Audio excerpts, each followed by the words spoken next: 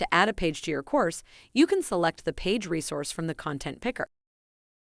You can then give your page a name and start adding content via the provided input field. Make sure you open all editing options to start formatting your content. You can update the size and style of text with the text formatter.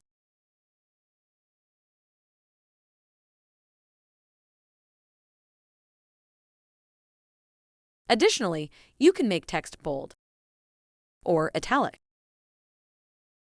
You can also change text color. You can create lists in either bulleted or numbered format. And you can easily order your text by creating indents or outdents. For your peace of mind, you have the ability to easily undo or redo actions. Additionally, you can clear any unwanted formatting with a format cleaner. You can also turn text into dynamic links with the link tool. And links can just as easily be cleared with the link remover. Text can be underlined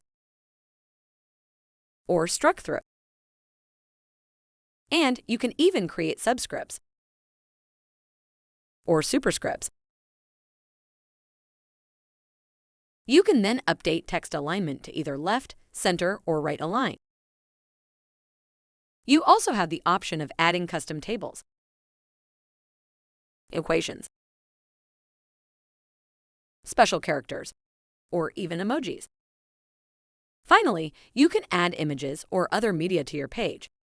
To add an image, you can link to an online source, or you can upload an image from your local computer.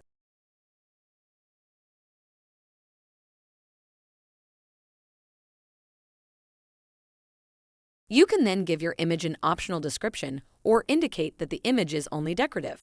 You can also resize the uploaded image and determine its alignment. Once you're happy with the preview, you can add the image to your page.